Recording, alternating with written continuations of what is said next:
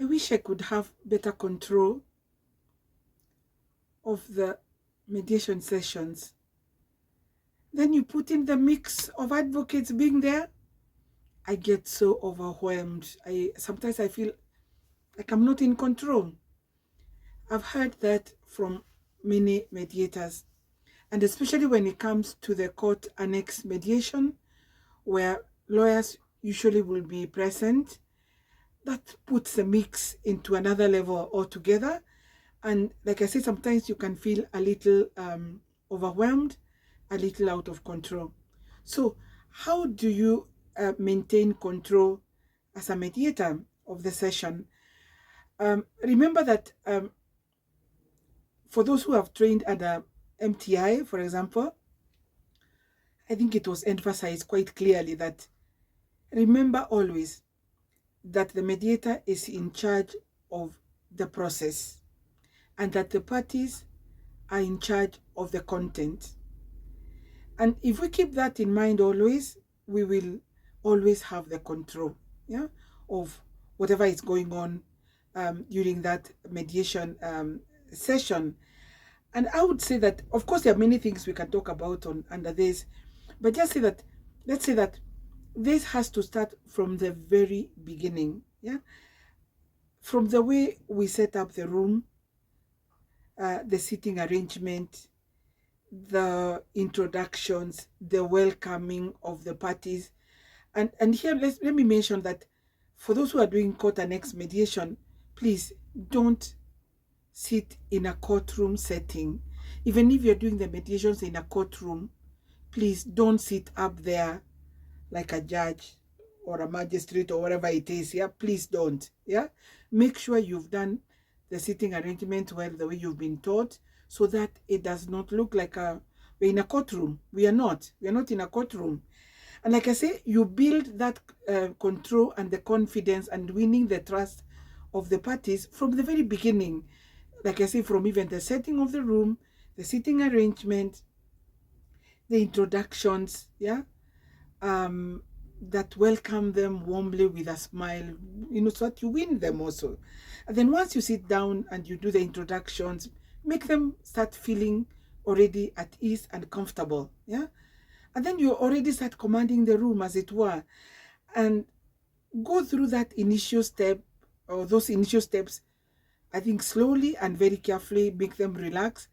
Make sure that you've explained all the things that needs to be explained. For example, what mediation is, what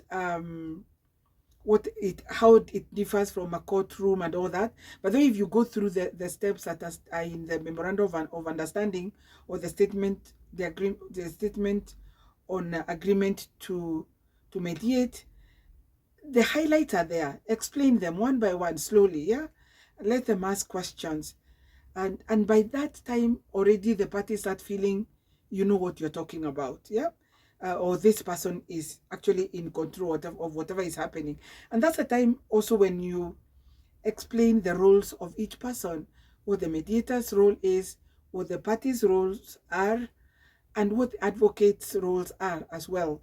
And then, without going too much into these details, because it's a topic on its own, for advocates, dealing with advocates, I remember somebody saying maybe the general rule is that they do not speak unless spoken to, yeah, that they are there because their parties, okay, their clients need them in case they need to consult them, but they're not there to address the mediation session or to represent their clients in that sense, yeah.